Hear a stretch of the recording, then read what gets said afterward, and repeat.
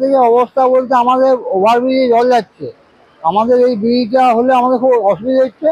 ছেলেমেয়েরা আমাদের কোনো এদিক ওদিক যেতে পারছে না, প্লাস আমাদের আমার খাবার শুধু বন্ধ হয়ে গেছে, কোনো সবজি ফবজি খাবার আমরা কিছুই খেতে পারছি না। তো আমাদের একটু বক্তব্য হচ্ছে যে আমরা যেন ওভারব্রিজ হলে আমাদের একটু ভালো হয়, ভালো হলে আমরা সব যাতায়াত করতে পারবো। আজকে আমাদের ছেলেমেয়েদের যে পরীক্ষা হাবি জাবি চলছে, তো স্কুল যাতায়াত করতে পারছে না, এই জন্য আমাদের খুব বড় উদ্দেশ্য। আর উপরে জল যেত, হাই ব্রিজ দিতে হতো, তাই তো ধরুন তো জল তো নিম্নে জল যেত। এটা কয়েকটা মানে পোল গেঁথে পরে যাতায়াতের জন্য ঢালাই দিয়ে করা হয়েছে। এটা মেন রাস্তা এটাই। এটা যদি আপনার বজরা দুর্গাপুর পরে যাওয়া যায় এই রোডটাতে, তো সব পারাপার বন্ধ দিকে পাঠিয়েছে সেই ভলেন্টিয়ার। হাইব্রিজ হয়, হাইব্রিজ হলে পরে আমাদের 18 কোটি গ্রামের পক্ষে খুব সুবিধা হবে। এই ধরুন এটা এই যে ব্রিজটা ভেঙে গেছে, আর তো ধরুন চার চাকা বা বড় গাড়ি সব পারাপার বন্ধ হয়ে যাবে।